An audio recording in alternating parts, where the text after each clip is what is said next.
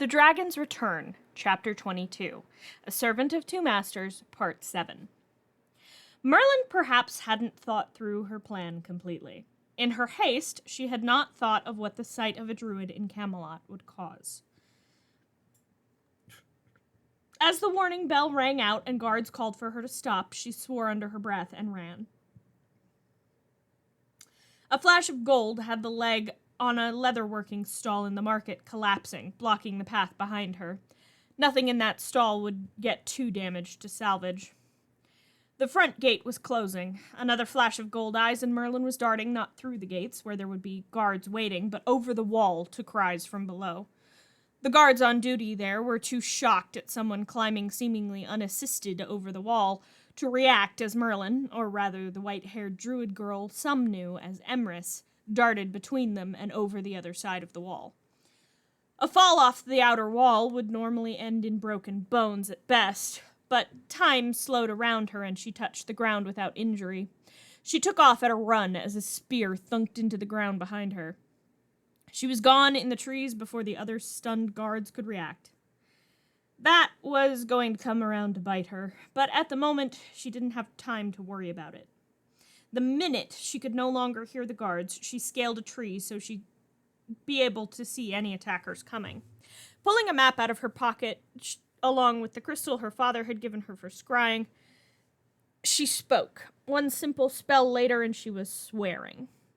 Morgana's hideaway was in the forest of Astir. It felt like an insult. Number one, that she hadn't bothered to hide her hut from scrying, and number two, that she was hiding so close to Camelot.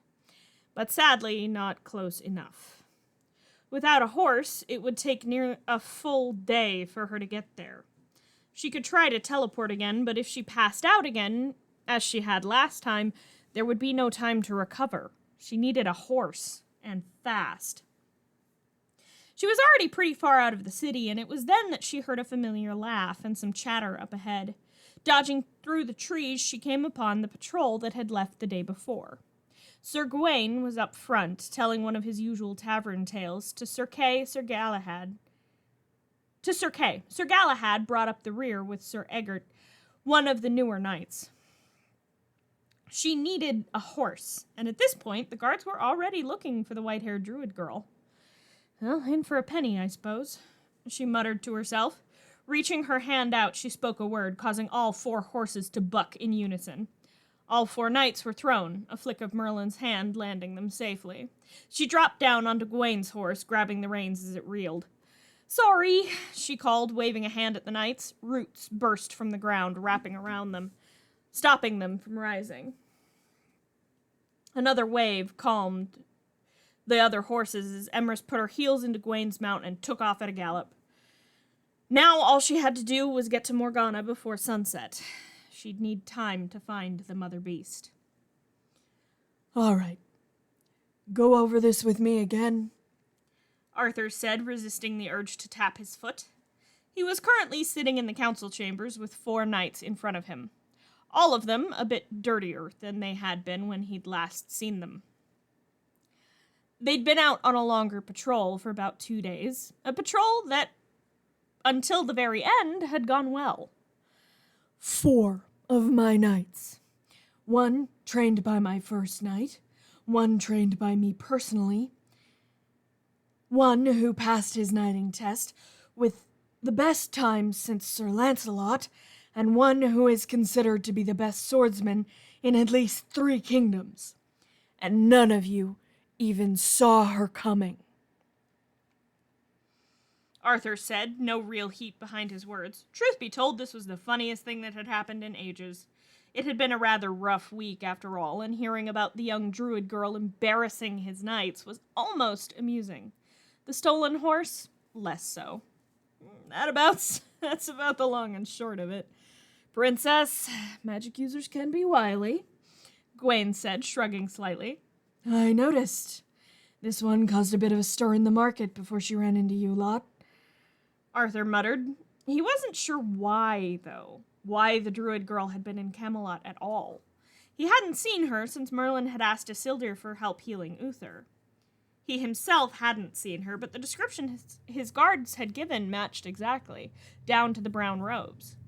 She had also scaled the wall and dived over it. Not that he would expect anything less from the girl who dived out a window to avoid him when they first encountered each other.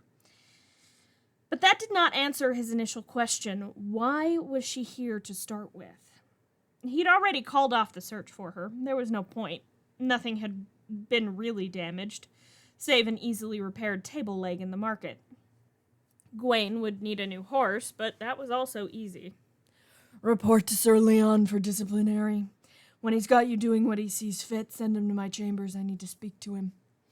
Arthur said and nodded for them to leave before standing and heading to his chambers. Once there, he gathered himself. His next task was difficult. He had a traitor to weed out. Leon arrived, looking rather pleased with himself. What do you have them doing? Arthur asked, trying not to sound too amused. Polishing and sharpening all the swords in the armory. I've got Elian overseeing it. He's a perfectionist with weapons. Leon said, sitting when Arthur motioned to the chairs across from him. Good. We have something important to discuss. Arthur said, setting down the list of names in front of him. It was short. Only having 7 names. Someone sold us out. They nearly got Merlin killed in doing so. We know that they're working for Morgana. Only she would be capable of enchanting Merlin like that, according to Gaius. How is she? Leon asked. Arthur glared down at the page in front of him. They won't let me see her, Arthur said shortly. What's to be done about those on this list? Leon asked, tactfully changing the subject, raising an eyebrow as he reached for the list. Arthur nodded and Leon picked it up. He frowned. Lord Pembroke, Willis, Lord Dietrich, Lord Vantis, Lord Agravain, and Gaius? 3 of these seem a little out of place, don't they, sire? Willis has been your squire for years now. He may soon be a knight himself. Gaius has many years of loyal service and is the only living relative to your fiancé, while Agravain is your only living relative. Relation to anyone can no longer shield anyone from suspicion. Morgana is my sister, after all. And that relationship, even when it was only imagined on my part, is part of the reason things fell out the way they did. I do not wish to believe that anyone on this list could betray me. But these were the people who knew our route. No one outside that room should have known, save those who rode out. Hell, Lancelot and Elian didn't even know. Arthur pointed out. Leon nodded. How do you want to go about it? We could question them all, Leon said, still frowning. I think it best we be subtle about this, Arthur said, his thought interrupted as someone knocked on the door. Enter, Arthur called. The door opened, revealing Agravain. Sire. Sir Leon. Arthur, I wished to speak with you, he said with a nod to Leon. The first knight looked to Arthur, who nodded. Leon rose, bowed to Arthur, and left the room. You called off the search for the druid girl? Agravain asked. I have. She stole a horse and fled in the direction of Estir. They've only just named a new ruler, and I will not have an incident between us because of a single druid who has done minimal harm. Patrols have been ordered to watch for her, as they would for any thief.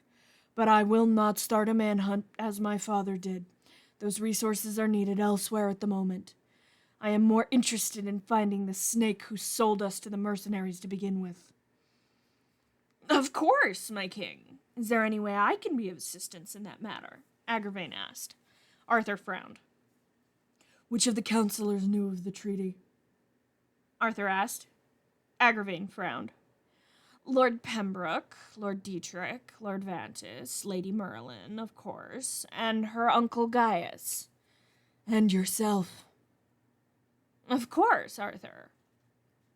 Of those you just listed, all have served years in this court. All but you. Arthur pointed out. Agravain frowned. My king, you are all that is left of my sister. To betray you is to betray her. That is something I would never do. Agravain said. Arthur nodded slightly. Of those men listed, I know Lord Pembroke is too old to leave Camelot on horseback. When he travels, which is not often, he must use a carriage. He would be the least likely to be able to pass word to anyone outside the city. In fact, there's only one who comes and goes with impunity and without question. Gaius.